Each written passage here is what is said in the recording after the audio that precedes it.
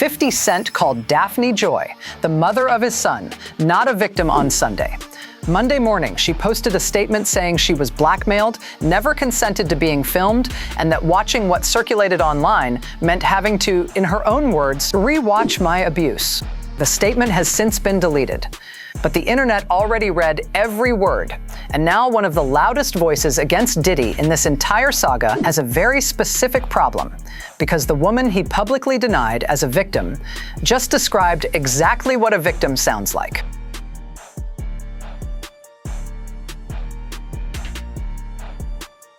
So does Jason cry himself to sleep every night after you dumped him? He knows he probably messed up big time, huh?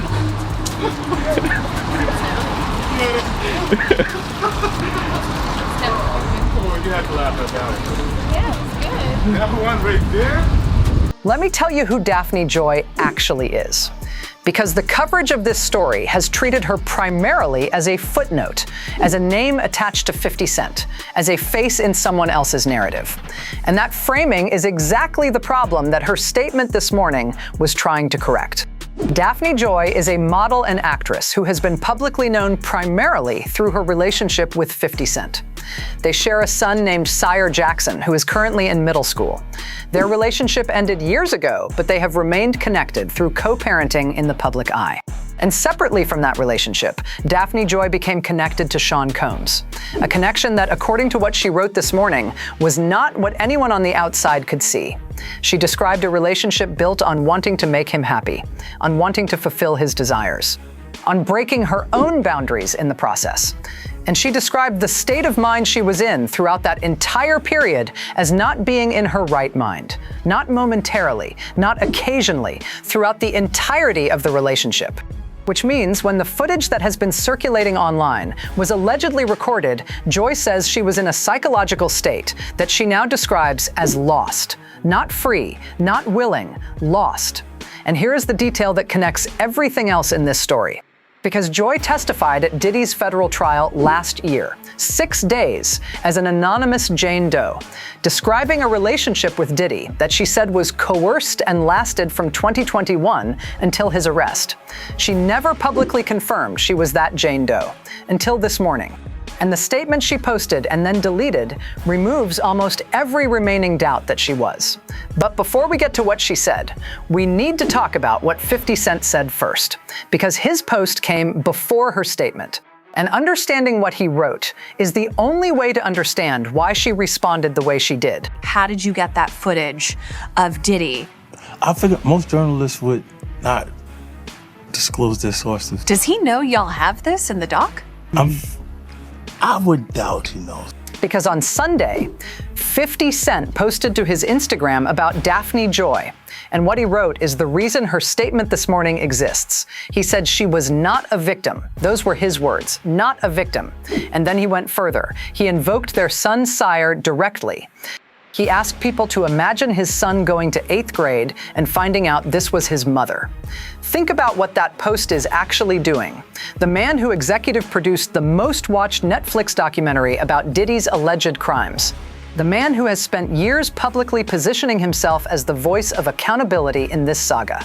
The man whose platform and reach amplified the stories of multiple women connected to Diddy's case to a global audience of tens of millions. That man looked at the mother of his child, saw footage of her circulating online without her consent, and posted publicly that she was not a victim. Not a private message, not a quiet conversation, a public Instagram post to millions of followers, naming her, while their son was preparing to go to school the next morning. And sources say that that specific decision to post publicly rather than reach out privately is what pushed Daphne Joy to write what she wrote this morning. Because she had stayed quiet through everything, through the trial, through the rumors, through years of being connected to this story without ever putting her name on it publicly. And then the father of her child told the world she was not a victim, and she responded with a statement that is now deleted, but that this community needs to hear word for word. Because here is what Daphne Joy wrote in a statement she posted to her Instagram on Monday morning, and then deleted, but not before the entire internet had already read it. She wrote that the footage circulating online was real, that she never consented to being filmed, that she was blackmailed by the person in possession of the recording who demanded a lump sum payment or they would release it publicly. She said she almost paid, almost gave in to that demand, and then she decided not to.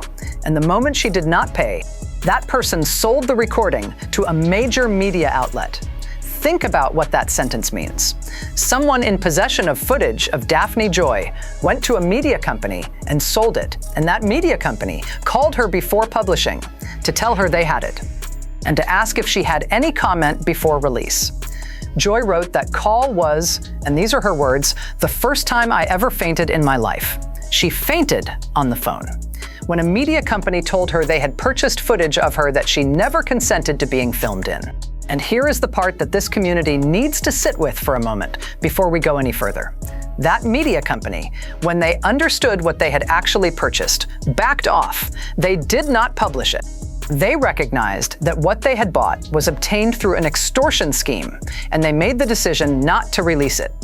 Joy specifically addressed them in her statement. She wrote, "I know they are probably reading this, and I want to say thank you for doing the right thing."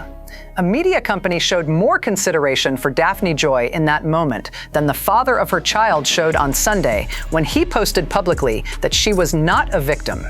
And here is where the story goes, somewhere that changes everything about how you read this situation. Wait, because I need you to stop and actually feel what comes next, not just process it, feel it. Daphne Joy wrote that it took her all day to find the courage to watch what had been circulating online. All day, to work up the courage to press play on footage of herself. Footage she never agreed to have recorded. Footage that had been used to blackmail her. Footage that had been sold to a media company. Footage that had now been seen by millions of strangers before she had even decided to address it publicly. And when she finally watched it, she used 2 words to describe the experience. In her own statement, posted from her own account about her own life, she called it rewatching my abuse. Not rewatching something uncomfortable, not rewatching something she regretted, rewatching her abuse. And then she wrote something that stopped everyone who read it cold. She wrote, "I just want to hold that girl in that room and get her out of there, and tell her that wasn't love and she didn't need to do this for love." Think about what it means to watch footage of yourself and feel so disconnected from the person on screen that you describe her in the third person. That girl, not me, that girl. That is not someone describing a willing participant. That is not someone describing a free choice. That is someone describing a version of themselves that was so psychologically removed from their own sense of self that looking back at her feels like looking at a stranger who needed to be rescued. And here is what makes that statement land even harder than it already does. Because Joy testified at Diddy's federal trial last year, 6 days, as an anonymous Jane Doe. And her statement this morning, the one that has since been deleted, removes almost all remaining doubt about who that Jane Doe actually was. Which means the woman 50 Cent publicly called not a victim on Sunday had already sat in a federal courtroom for 6 days, telling a jury what she experienced inside that relationship. "I just didn't want to disappoint my lover. He would be unhappy and wouldn't be satisfied with me." Jane went on to tearfully tell the jury about her birthday in 2023 when she said she was made to have sex with 3 different men in addition to Combs. So when this airs, that'll be the first time that his legal team, Diddy, that everybody knows that this footage is now seeing the light of day. Perhaps. Combs' team firing back in a statement to NBC News, saying the Netflix so-called documentary is a shameful hit piece. And this is where the contradiction at the center of this story becomes impossible to look away from. Because 50 Cent has spent years building a very specific public identity around this case. He was the first major celebrity to publicly call out Diddy when most of the industry was still silent. He amplified the stories of people who came forward when the mainstream press was still treating the allegations as unverified. He executive produced the Netflix documentary that 21.8 million people watched in its first 6 days. He has been the loudest and most consistent voice in the public conversation around Diddy's accountability. And that positioning, that identity, is built entirely on one central argument, that the people who were harmed deserve to be believed, that the industry protected the wrong people for too long, that silence enabled abuse, that speaking up is the right thing, regardless of how powerful the person being accused is. That is the argument 50 Cent has been making publicly for years. And on Sunday, when footage of the mother of his child circulated online, he posted that she was not a victim. While she was sitting somewhere gathering the courage to watch what had been done with recordings she never consented to, while she was preparing the statement that would take her all day to write, while their son was getting ready for 8th grade in the morning. 50 Cent chose a public Instagram post over a private conversation, chose his narrative over her dignity, chose the optics of distancing himself from the story over the basic acknowledgement that what happened to her, regardless of the context, regardless of the relationship, regardless of anything, was not something she consented to.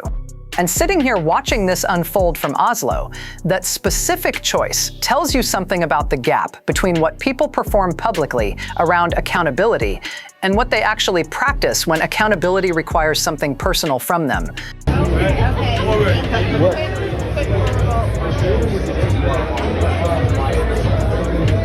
Okay, Mama, give me 1 second.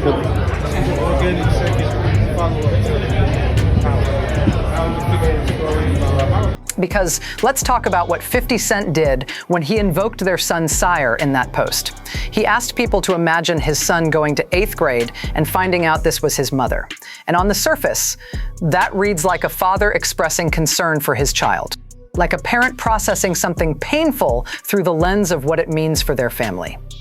But look at what that framing actually does in the context of everything else. It takes the focus off what happened to Daphne Joy and puts it on how the situation reflects on 50 Cent's family. It reframes the story from a woman was filmed without her consent and blackmailed to this is embarrassing for my son. It positions 50 Cent as the aggrieved party in a situation where he is not the one who was filmed, not the one who was blackmailed. Not the one who fainted on a phone call when a media company told her they had purchased footage of her. Not the one who spent all day gathering the courage to watch her own abuse. And yet the post is written in a way that centers his experience, his family, his son's 8th grade year. While Daphne Joy was sitting somewhere writing a statement about holding the girl in that room and getting her out of there. Now, this community has to decide what to do with that contrast, because it is genuinely complicated. 50 Cent did not create the situation. He did not film anyone without their consent. He did not run the blackmail scheme. He is not responsible for what Diddy allegedly did inside that relationship, but he is responsible for the decision he made on Sunday. And the decision he made was to post publicly rather than reach out privately, to deny her victimhood rather than acknowledge her humanity. And that decision, made by the man who built his public identity on holding Diddy accountable, is the most uncomfortable detail in this entire story. Do you think 50 Cent had the right to post what he posted? Or did he owe the mother of his child something more than a public Instagram call-out? Drop your answer in the comments right now. This community is going to be divided on this one, and I want to know exactly where Fame Insight stands. Moments after her son was sentenced to 50 months in prison for prostitution-related charges in connection to drug-fueled sex parties known as freak-offs involving his ex-girlfriends. And that is where we land today. June 1st, 2026, a Monday morning.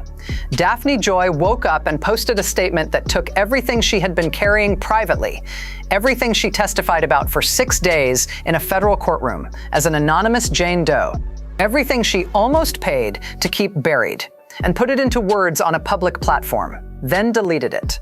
But not before the internet read every word. And what those words described was not ambiguous, not complicated, not open to interpretation. She never consented to being filmed.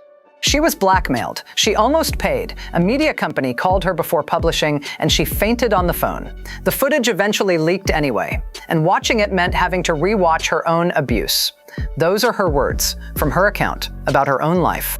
And the man who built his entire public identity around holding Sean Combs accountable.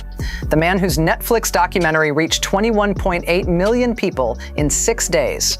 The man who has been the loudest voice about the damage Diddy caused to the people around him.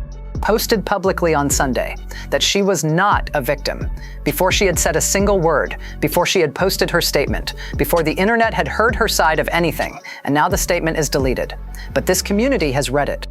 And this community has been following this story long enough to know that deleted statements do not disappear. They become evidence of what someone felt strongly enough to say and then felt unsafe enough to take back. And sitting here watching all of this unfold from Oslo, what strikes me most is the simplest detail of everything we just covered. Daphne Joy described herself as feeling for the first time that a part of her own body belongs to her. Those words were written by a woman processing something that no public Instagram post from the father of her child can undo. The Diddy case is sitting in a federal appeals court right now. The civil lawsuits are still moving. But people connected to his world are still dealing with the consequences of what allegedly happened inside it. And Fame Insight is going to be here for every single development as this story continues to unfold. Now I want to hear from you one more time, because this community never gets this wrong. Was Daphne Joy's decision to post and then delete the statement the right move, or does she owe the world a permanent public record of what she experienced? Drop your answer below right now.